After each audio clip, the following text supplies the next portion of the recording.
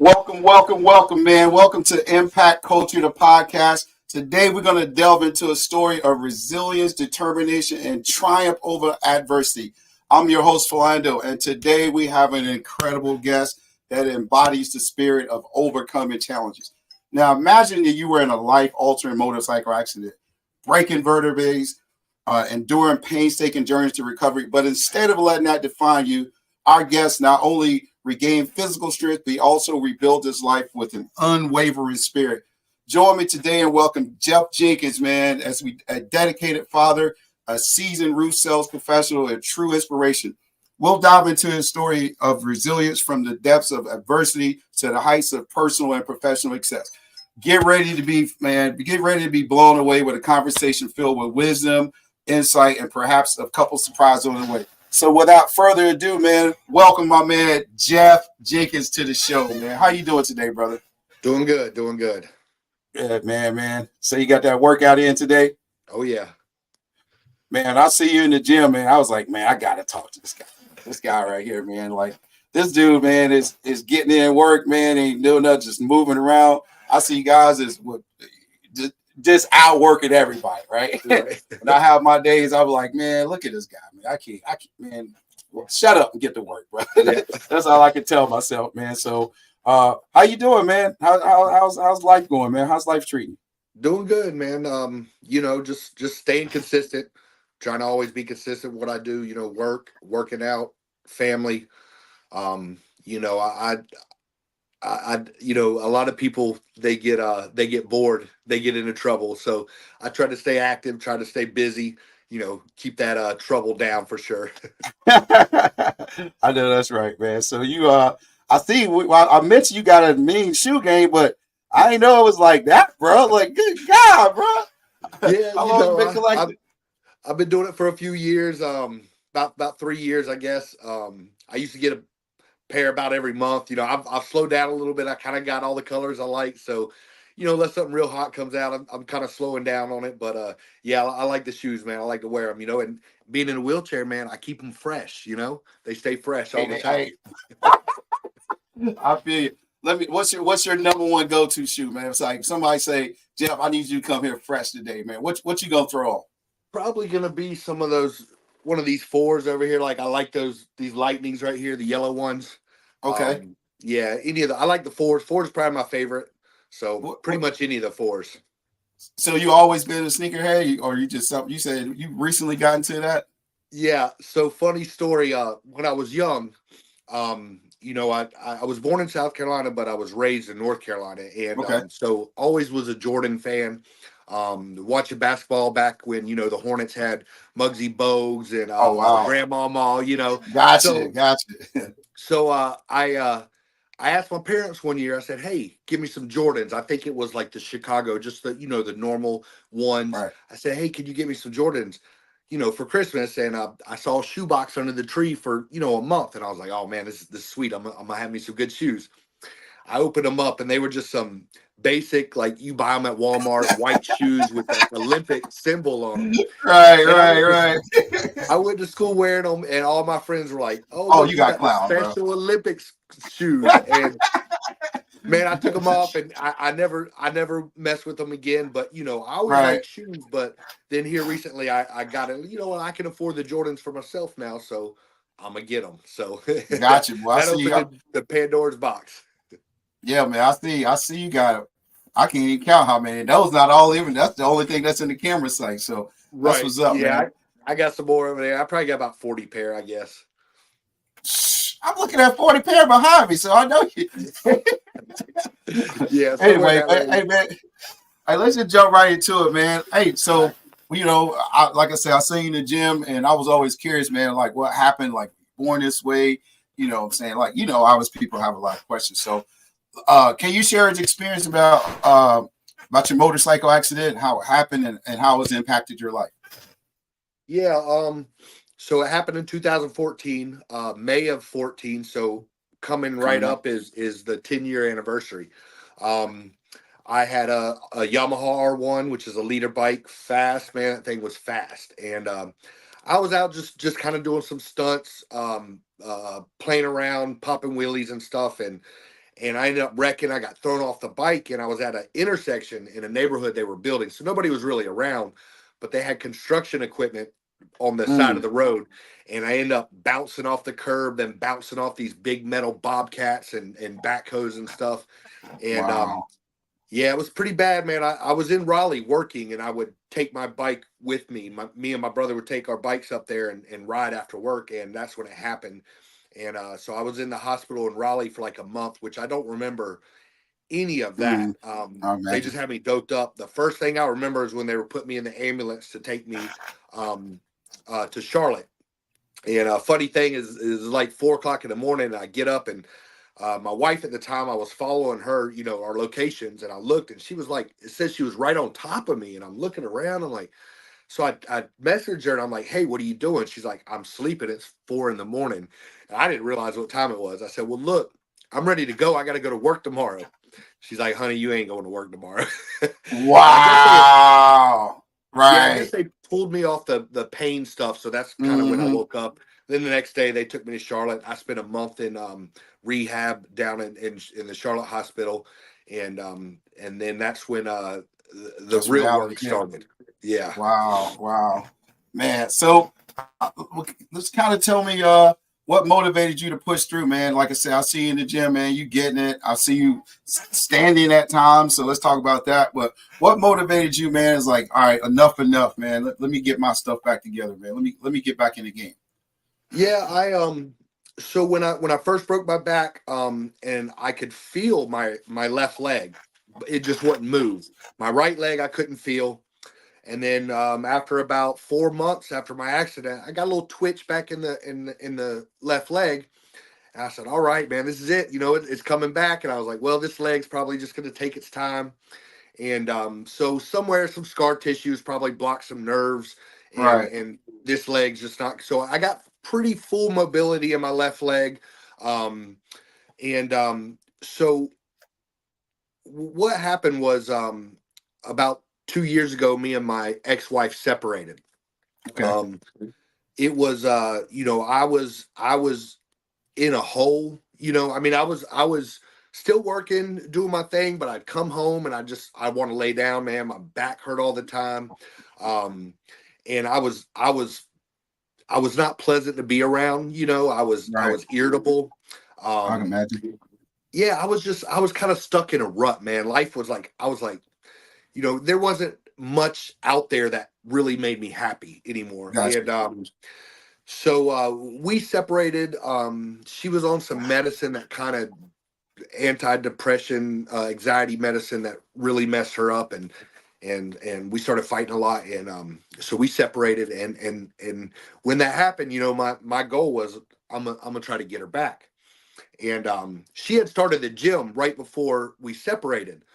She was going right up the street to Planet Fitness, and I went with her a couple times, but again, my back was always killing me, so Hmm. I wasn't making it all the time. And then when we separated, I said, you know what, I gotta get back in shape. I know I can do it because I worked out before my accident, Right. um, and I was like, I gotta not only show her, but show me, show the world that, I'm not giving up. Right. And, I said, well, and if I can't get her back and I got to start dating again, I need the girls to see something before they see the wheelchair. You know what I mean? Right. So, Right. so, I did that, and, I come to accept, that I was going to be in a chair, long ago. The first couple years after my accident, it was dark. It was really dark. There was not a lot of hope there. And then once the legs started working again, I was like, you know what? I got lucky because when I wrecked the motorcycle, I broke my T10 vertebrae and I broke my Mm. neck as well. Oh So I wow. was that close to being a quad. Right. Quadriplegic, no hand movement, or Nothing. very limited, very weak. Right. So, I said, you know what? There's people. I joined a Facebook page for spinal cord injured people Mm. to Okay. learn how to adapt in the wheelchair. And man, that page taught me so much more than my physical therapy ever could, because you got people walking trying to tell you what to do in a wheelchair versus people that live in a wheelchair. So Right. completely different, perspectives from those two Hmm. groups. And So I joined that page and I learned a lot. And I was like, there's some people in here that are quads that are posting and they look happy. If they can be Mm, happy, wow. I surely can, because I Right. not that I'm saying I'm better than anybody else in a wheelchair, but physically what I got returned is better than what a lot of people who break their back Right. get. So, Gotcha. I had to look at that and really reevaluate how everything was going and say, you know what? If I waste this ability that I have, then I'm just like flipping everybody off that's in a wheelchair that's doing better Mm, than me, that can't even walk wow. or stand or anything. Gotcha. That makes a lot of sense.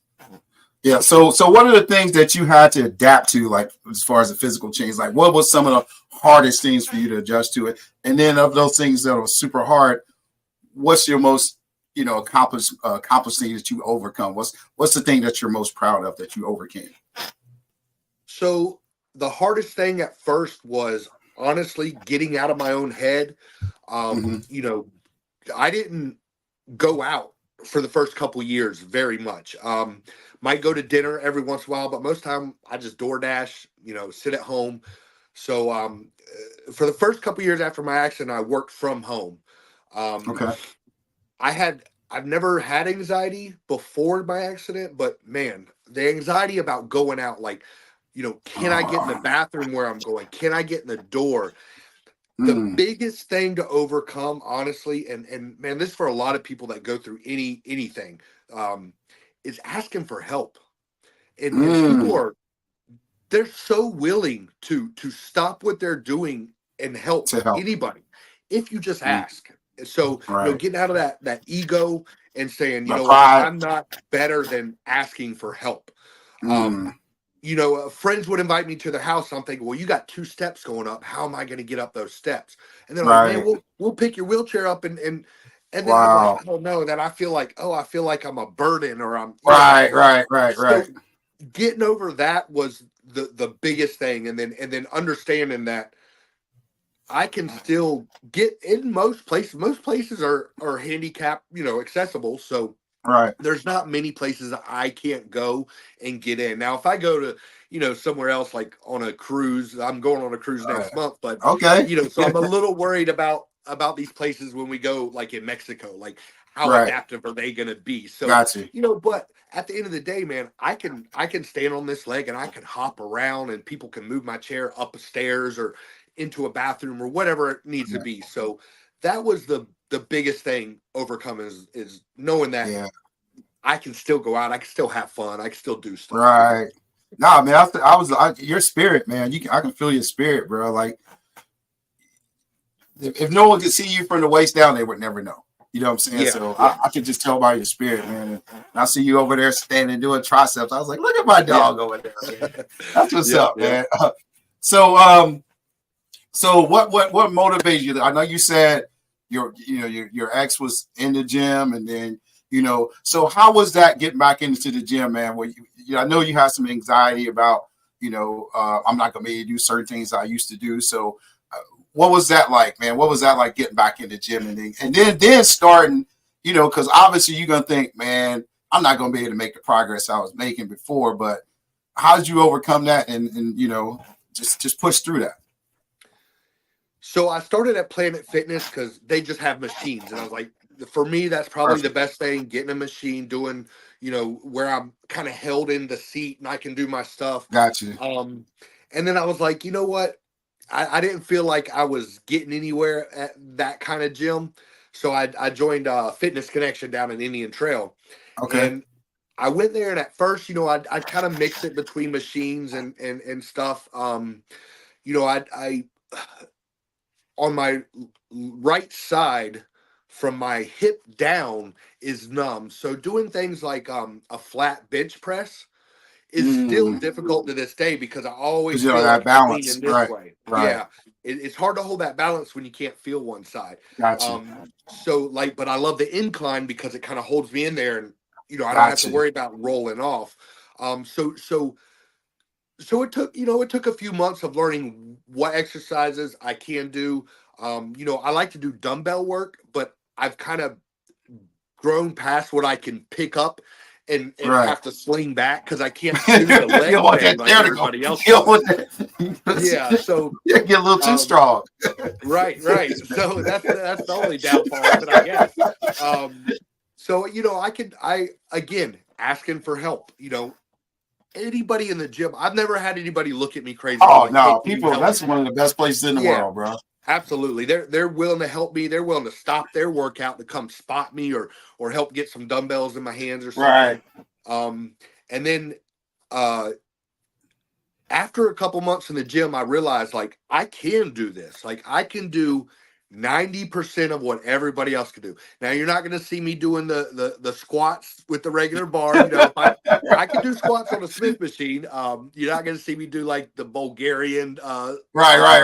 squats and stuff. Yeah, I won't be doing that kind of stuff. But Right. at the end of the day, I never really liked legs anyway. So you know what I mean. I So can it worked out. I got an excuse to slack off Like, on you know legs. what? I can't train legs. I can't train. That's right. That's right. So, So but what? like That's dope. today I did legs. I did legs and shoulders. So, I still get on the machine and I push it with the one leg. Um, Okay. I do the machines for legs pretty much is all I do. And Right. because this leg I still, I got it's gonna have to support me literally for the Right. rest of my life, unless something happens with this one. So um, I try to keep it strong. My calves, man, I don't know what's going on. My calves can't do anything. I don't know if all the muscles just aren't firing down there or anything, but Right. I Right. can't even use any of the machines with no weight. So I don't know what Right. I'm doing with that. Yeah. You got the quad. So let's That's take right. one step. So let me ask you, Exactly. when were you able to stand? Like, because I see you standing doing exercises. How long Yeah. did that process take? So when you have a spinal cord injury, a lot of times it's what's called spinal shock. So when your spinal cord gets hit, it kind of just freezes everything up, for protection.